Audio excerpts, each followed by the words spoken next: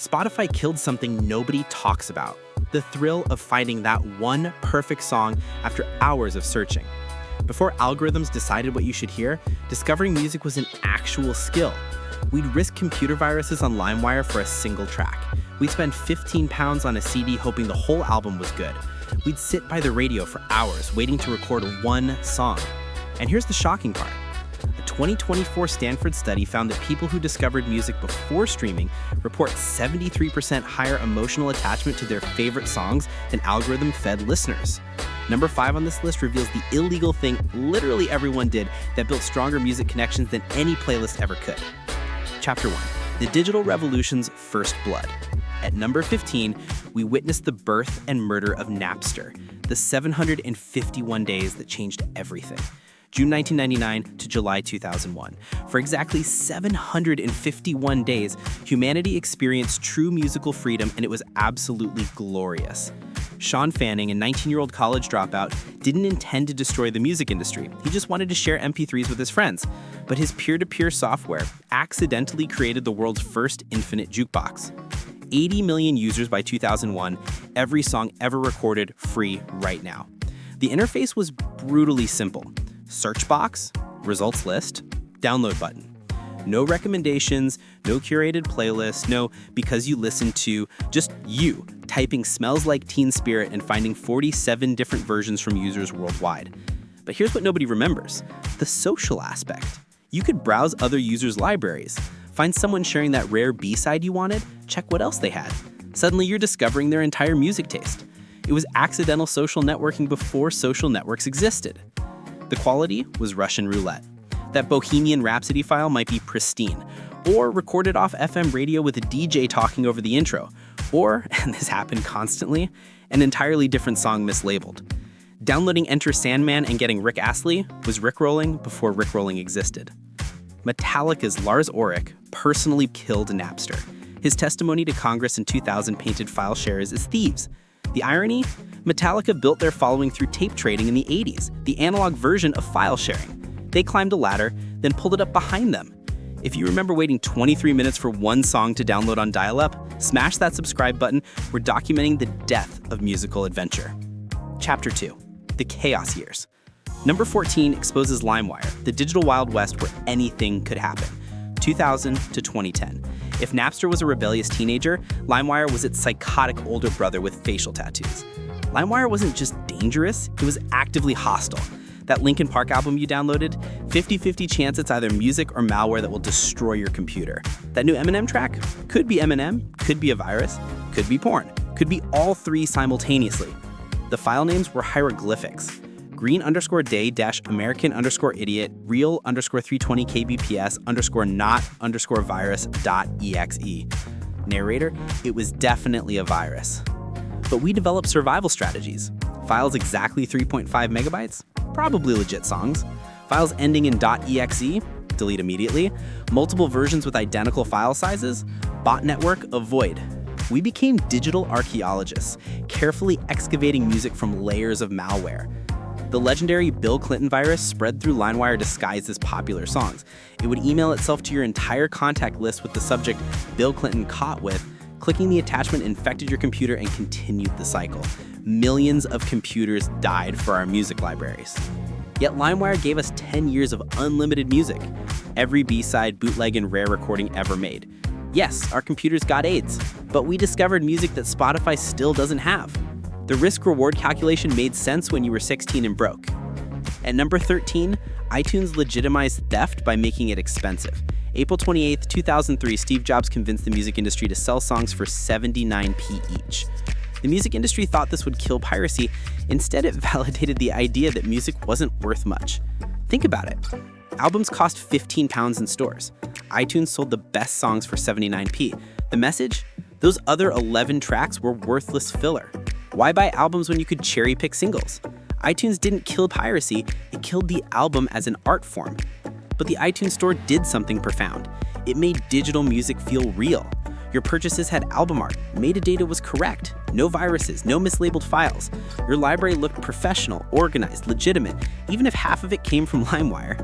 The psychological effect was brilliant. Buy a few songs legally, feel good about yourself, then then pirate the rest on LimeWire. iTunes became money laundering for musical conscience.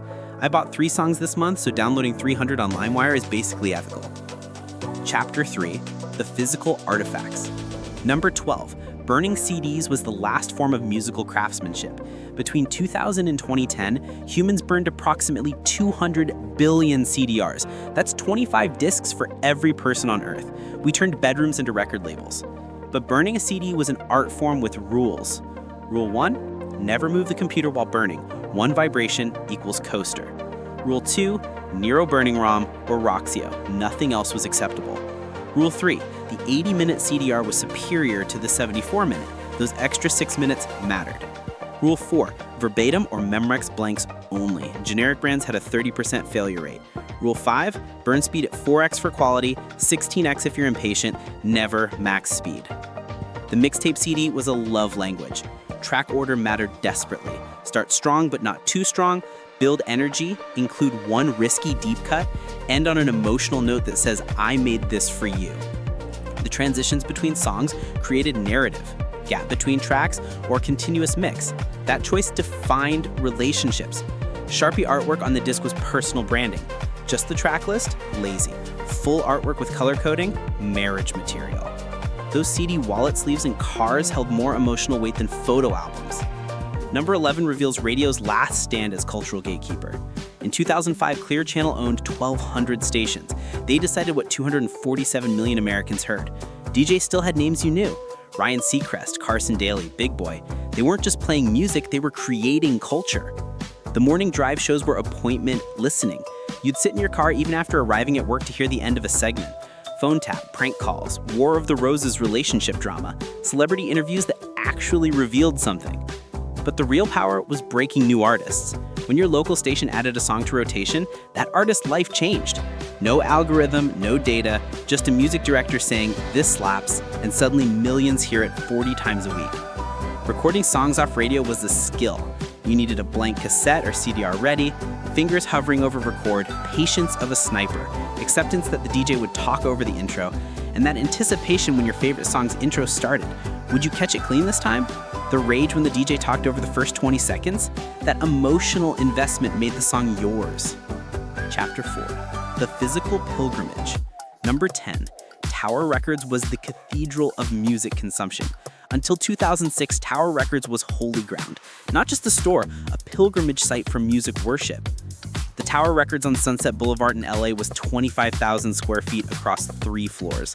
The Tokyo store in Shibuya, 9 floors. These weren't stores, they were music universities. You'd spend 4 hours browsing, discovering entire genres you didn't know existed. The listening stations were democracy in action. 10 posts with headphones, each playing a different new release. You'd wait your turn, put on those foam headphones that 500 people had worn before you, and evaluate an entire album in 90-second samples. Sometimes you'd lock eyes with someone else listening to the same album. Instant connection. Import sections were treasure troves. Japanese versions with bonus tracks, UK singles with exclusive B-sides, European pressings with different artwork. These cost 25 to 30 pounds, but you bought them because owning something nobody else had was currency. The staff were encyclopedias, not algorithms, humans who lived music. You describe a song you heard once, it's got like a drum beat, and the guy sings about rivers, and they'd know exactly what you meant. They'd recommend 5 similar artists, all perfect. No Spotify algorithm has ever matched a Tower Records employee who gave a shit. Number 9, MTV's final years of actual music. 2000 to 2005 were MTV's last gasp of music relevance before reality TV consumed everything. Total Request Live was democracy in action. Call 1-800-DIAL-MTV, vote for your favorite video. Watch Carson Daly count down the top 10. This wasn't passive consumption, it was participation. When your favorite artist hit number 1, you did that. But TRL was also manipulation. Labels would organize calling campaigns, fan armies would coordinate attacks. Eminem fans versus NSYNC fans was genuine cultural warfare fought through phone lines. The countdown wasn't just popularity, it was battle. Making the band, though, reality TV was still about music. Watching P. Diddy create Day 26 or Danity Kane showed the industry's machinery. You understood why albums took years. You saw artists developed, discarded, rebuilt. It was brutal and honest. The death moment, February 2010, Jersey Shore's ratings destroyed everything music-related. MTV executives saw the numbers and made a choice. Music was out, Snooki was in. An entire generation's musical education ended for spray tans and gym tan laundry. Number 8 exposes the mix CD as emotional warfare. A well-crafted mix CD could destroy someone emotionally or make them fall in love. Sometimes both. We wielded 700 megabytes of musical power like emotional nuclear weapons. The rules of mix CD creation were unspoken but universal. Never two songs by the same artist. Tempo changes must feel natural. Include one song they definitely don't know. The third track sets the real mood. Track 7 is where you take risks and never end on a fade out. Receiving a mix CD required careful analysis. Why this song in this position? What did track 4 mean? Was track 11 about me? Every choice had meaning. We were literary critics analyzing 74 minutes of audio for hidden messages. The thanks for the mix conversation was loaded with subtext. Which songs did they mention? Which did they ignore? Did they make you one back? The exchange rate was clear. A mix CD required a mix CD in return. Failure to reciprocate was rejection. Number 7, iTunes library as identity construction. Your iTunes library wasn't just music, it was your digitized soul. 13,847 songs, 36.7 days of music, 58.47 GB. These numbers defined you. The star rating system was philosophical judgment. 5 stars meant perfection. 1 star, why keep it? 3 stars was purgatory. You'd spend hours reevaluating ratings. Did this song deserve 4 stars or 3? These weren't just ratings, they were moral decisions. Smart playlists were programming languages for emotion. Last played more than 2 months ago, plus rating greater than 3 stars, plus play count less than 5, equals rediscovery playlist. You were coding your own algorithm before algorithms existed. The recently added playlist was your musical identity in flux. What you added this week said everything about your mental state. Downloading an ex's favorite band? You're not over it. Sudden jazz phase? Quarter-life crisis. The library was autobiography. Number 6, music blogs as underground tastemakers. 2004 to 2010, the golden age of music blogging. Before Pitchfork sold out, before streaming, when 500 people knowing about a band made you an influencer. Bloggers weren't journalists, they were evangelists. They'd upload zip files of entire albums with password music123. They'd write 2,000 words about a 7-inch single nobody heard. They'd start beef with other bloggers about whether Arcade Fire was overrated. It was beautiful chaos. The blog ecosystem was specialized. Gorilla vs. Bear for indie discoveries. Two Dope Boys for hip-hop leaks. Brooklyn Vegan for NYC scene. Stereo Gum for gossip disguised as news. Hype aggregated everything. Finding a new blog was like joining a secret society. You'd check it daily, download everything, trust their taste completely. When your favorite blog died, and they always died, it was genuine grief. Number 5, the great CD ripping conspiracy. This is it, the illegal thing everyone did that Spotify can never replicate.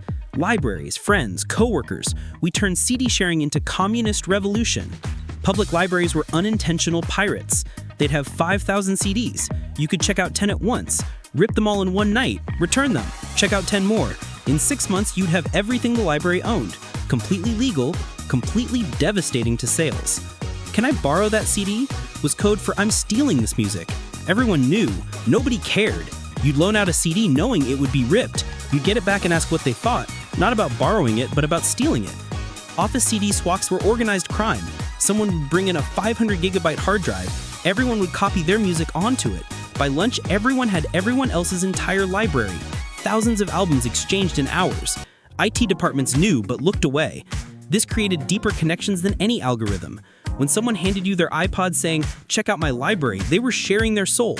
You'd scroll through, judging them, understanding them, finding commonalities. It was intimacy through iTunes. Number 4, college radio's last breath. College radio in 2000 to 2010 was musical democracy's last stand. No corporate oversight, no ads, just weird kids playing whatever they wanted at 2 a.m. WFMU in New Jersey, KEXP in Seattle, KCRW in Santa Monica. These weren't just stations, they were cultural institutions. DJs had shows for decades. They'd play a 20-minute drone piece followed by Nigerian funk followed by local hardcore. No algorithm would ever make those connections. The beauty was inconsistency. Monday's DJ played only female-fronted punk. Tuesday was experimental electronics. Wednesday was 60s soul. You never knew what you'd get. Discovery was accidental and constant. College DJs were terrible and perfect. Dead air, wrong speeds, forgetting to turn on mics, but they cared. They'd play their roommate's band. They'd champion artists with 12 Spotify listeners. They believed music mattered more than professionalism.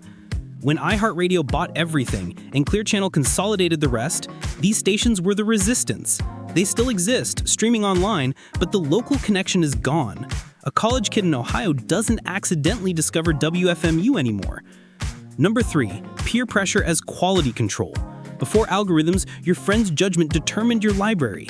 Social validation wasn't likes, it was someone scrolling through your iPod and not laughing. Your music sucks was devastating criticism. It meant your taste, your identity was wrong. So you worked harder, you dug deeper, you found things nobody else had. Music discovery was competitive sport. Riding in someone's car was musical judgment day. They controlled the stereo. You'd play something you thought was good. Silence meant failure. Who is this? Meant victory. Can you burn me this? Was the ultimate validation. The social pressure created better listeners. You couldn't like everything, that showed no taste. You couldn't like nothing, that showed no soul. You had to develop opinions, defend them, evolve them. Music required thought. Number 2, the iPod as temple. 2001 to 2014, the iPod era wasn't just about portability, it was about music becoming religious practice. 30 GB meant 7,500 songs. You carried your entire musical history everywhere. Every song you'd ever loved available instantly, but no Wi-Fi, no streaming, just you and what you'd chosen to carry. The limitation created intentionality. The click wheel was meditation, scrolling through artists, feeling the subtle clicks, muscle memory taking you exactly where you wanted to go. It was tactile in a way touchscreens never replicated. The wheel made browsing physical. White earbuds were tribal identification.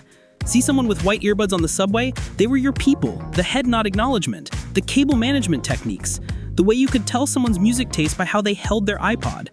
When your iPod died, and they always died eventually, it was death. Your library was backed up, but the specific organization, the play counts, the on-the-go playlist made during perfect moments, gone forever. We'd hold iPod funerals, mourning not the device, but the memories it held. Number 1, albums as complete thoughts, the lost art of listening. This is what we really lost. The album as artistic statement, consumed completely, intentionally, repeatedly until it revealed its secrets. Buying an album for £15 meant commitment. You'd listen to it completely at least 5 times, even if you hated it initially. By listen 3, you'd notice the bass line in track 6. By listen 5, you'd understand why track 8 existed. By listen 10, the album's architecture would reveal itself. Concept albums made sense. The Wall, Dark Side of the Moon, Good Kid MAAD City. These weren't collections of singles, they were novels in audio. Shuffling them was like reading chapters randomly. The sequence was the art. B-sides and deep cuts became favorites through repetition. That weird instrumental track 9 you initially skipped, after 20 listens, it was the album's emotional center. The 47-second interlude was the hinge everything pivoted on. Albums taught patience. Today's skip culture destroyed this. Spotify reports the average listener skips within 30 seconds. No song gets 5 listens, let alone 50. We've gained infinite choice, but lost the ability to appreciate depth. We're musically wealthy, but spiritually impoverished. Albums were relationships. You'd live with them, fight with them, reconcile with them. Your favorite album at 16 was embarrassing at 20, then nostalgic at 30. The music didn't change, you did. Streaming's infinite choice prevents these relationships from forming. We didn't just lose physical media, we lost the entire framework of musical discovery. The effort created value, the scarcity created appreciation, the social aspect created community, the illegality created excitement. Spotify gave us everything and made it worth nothing. 100 million songs that blur together, algorithms that feed us what we already like, playlists that disappear into the void. We have more music than ever and less connection to any of it. But here's the thing, you can still buy CDs. You can still make mixes. You can still listen to albums front to back. The old ways aren't dead, they're just waiting for you to remember that music is supposed to mean something. What was your greatest musical discovery before streaming? What album did you play until it literally wore out?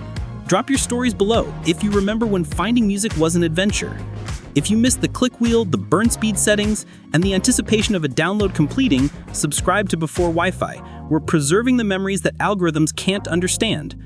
The truth is, we didn't discover music before Spotify. Music discovered us.